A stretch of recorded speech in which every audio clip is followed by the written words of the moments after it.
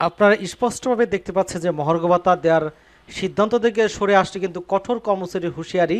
এবং আরেকটি সংবাদের সরকারি চাকরিজীবীদের জন্য বড় সুখবর, জেনে নিন কার কত বেতন বাড়ছে। এবং কর্মবিরতিতে যাচ্ছেন এমপিভুক্ত শিক্ষা প্রতিষ্ঠানের শিক্ষকেরা। এই সংবাদগুলো কিন্তু আজই প্রকাশিত 13 ফেব্রুয়ারি 2025, আপনারা দেখতে পাচ্ছেন। তো চলে যাচ্ছে মূল আলোচনায়। এখানে যেটা বলা হচ্ছে যে মহার্ঘ ভাতা দেওয়ার যে সিদ্ধান্ত, সেই সিদ্ধান্ত যদি বাতিল হয়ে যায় তাহলে কর্মবিরতি সহ কঠোর কর্মসূচি হুঁশিয়ারি দিয়েছেন 11 থেকে 20তম গ্রেডের চাকরিজীবীরা। তারা কিন্তু জাতীয় প্রেস ক্লাবের সামনে আয়োজিত এক প্রতিবাদ সমাবেশে বক্তারা এসব কথা বলেছেন। ফোরামের সভাপতি লুৎফর রহমানের সভাপতিত্বে সমাবেশে উপস্থিত ছিলেন উন্নয়ন পরিষদের সভাপতি জিয়াউল হক, সহসভাপতি আশফাকুল আশিকিন এবং 11 থেকে 20তম ফোরামের সহসভাপতি মোহাম্মদ আলী, অর্থ সম্পাদক তরিকুল ইসলাম সহ আরও অনেকেই। এবং এখানে যেটা দেখতে পাচ্ছেন যে 11 থেকে 20তম গ্রেডের সরকারি চাকরিজীবী ফোরামের সাধারণ সম্পাদক এবং সমন্বয়ক মাহমুদুল হাসান বলেন, আমরা পত্রপত্রিকার মাধ্যমে জানতে পেরেছি এখন মহার্ঘ ভাতা দেওয়া হবে না।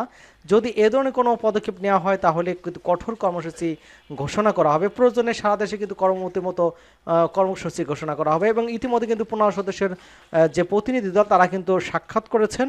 সেখানে কিন্তু প্রধান উপদেষ্টার যে এপিএস আছেন সাব্বির আহমেদ, তিনি কিন্তু সেই সমস্যা সমাধানের আশা ব্যক্ত করেছেন যে অচিরে এটা নিয়ে সমাধান করবেন প্রধান উপদেষ্টা, এমনটা কিন্তু আশ্বাস দেওয়া হয়েছে। এবং আরেকটি সংবাদ, যে কর্মবিরতিতে যাচ্ছেন এমপিভুক্ত শিক্ষা প্রতিষ্ঠানের শিক্ষকরা। এখানে বলা হচ্ছে যে স্কুল, কলেজ, মাদ্রাসা, কারিগরি প্রতিষ্ঠান জাতীয়করণের দাবিতে কিন্তু রোববার থেকে কর্মবিরতিতে যাওয়ার কথা বলেছেন আন্দোলনে নামা শিক্ষকেরা। এই ব্যাপারে শুক্রবার ঢাকায় প্রেস ক্লাব অবস্থান কর্মসূচি থেকে আনুষ্ঠানিক ঘোষণা দেওয়া হবে বলে এমপিভুক্ত শিক্ষক প্রতিষ্ঠান জাতীয়করণ প্রত্যাশী জোটের সদস্য দেলাওয়ার হোসেন আইজিজি বোর্ড জানিয়েছেন। বিডি নিউজ 24.com-কে বলেছেন, শুক্রবার সকাল 9টায় আমরা অবস্থান নেব, তখন আনুষ্ঠানিক ঘোষণা দেওয়া হবে। প্রেস ক্লাবের সামনে দ্বিতীয় দিনের মতো বৃহস্পতিবার দাবি দেওয়া নিয়ে হাজির হন এমপিভুক্ত প্রতিষ্ঠানের আন্দোলনকারী শিক্ষকরা।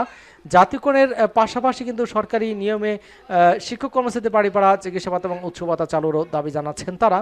দাবি না মেনে এলে সারা দেশে কিন্তু কর্মসূচি চালিয়ে যাওয়ার পাশাপাশি মাধ্যমিক এবং দাখিল পরীক্ষা বর্জনের হুঁশিয়ারি দিয়েছেন আন্দোলনে নামা শিক্ষকেরা। দাবিগুলো নিয়ে শিক্ষা উপদেষ্টা ওয়াহিদুদ্দিন মাহমুদের সঙ্গে 2 দফা আলোচনা হয়েছে বলে জানিয়েছেন তারা। আন্দোলনকারীরা বলেছেন, মঙ্গলবার উপদেষ্টার তরফ থেকে আগামী বাজেটে ভাতা বাড়ানোর আশ্বাস পাওয়া গেছে, তবে জাতীয়করণের সিদ্ধান্ত সরকার নিতে পারবে না বলে যে দাবি বাস্তবায়নের বিষয়টি নির্বাচিত সরকারের জন্য রেখে দেওয়ার কথা বলেছেন শিক্ষা উপদেষ্টা। জাতীয়করণ প্রত্যাশী জোটের সদস্য সচিব দেলাওয়ার হোসেন আজিজি বলেছেন, আমরা আশ্বাসে বিশ্বাসী না, এখানে এসে ঘোষণা দিতে হবে আমাদের দাবি মেনে নেওয়া হয়েছে।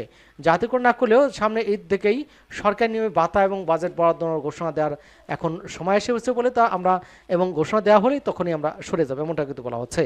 এবং সরকারি চাকরি যে বেতন ভাতা বৃদ্ধির যে বিষয়টা, সেটা কিন্তু প্রথম গ্রেড অনুযায়ী কিন্তু এইবার মহার্ঘ ভাতা দেওয়া হবে বলে এমন কিন্তু চাউর হয়েছে। এবং এখানে কিন্তু স্পষ্ট বলে দেখা হচ্ছে যে 1 থেকে 3য় গ্রেডের যে ভাতা সেটা মূল বেতনের 10% এবং 4 থেকে 10ম গ্রেডের চাকরিজীবী পাবেন 20%, 11 থেকে 20তম গ্রেডের 25% মহার্ঘ ভাতা পাবেন। এতে কিন্তু সর্বনিম্ন 4,000 থেকে সর্বোচ্চ 7,800 টাকা বেতন বাড়বে বলে তারা সুপারিশ করেছিলেন, যে কমিটি করে দেওয়া হয়েছিল। এছাড়া স্কেলে মারফেসের কারণে কিন্তু 4,000 টাকার কম এই ভাতা পাবেন না। তবে মহার্ঘ ভাতা কার্যকর হওয়ার পর আগে যে সরকারের 5% বিশেষ প্রণোদনা ছিল সেটা আর সুবিধা থাকবে না। অর্থমন্ত্রী কর্মকর্তা দেশ রূপান্তরকে এই তথ্য জানিয়েছেন। তারা আরও জানিয়েছেন যে পেনশন ভোগরত কর্মচারীরা কিন্তু মহার্ঘ ভাতা পাবেন। তো এই ছিল আজকের সংবাদের সবশেষ হাতে পাওয়া সংবাদ। সকলকে ধন্যবাদ জানাচ্ছি এবং আমাদের চ্যানেলকে যারা এখনো সাবস্ক্রাইব করেনি চ্যানেল সাবস্ক্রাইব করে আমাদের সাথে থাকুন।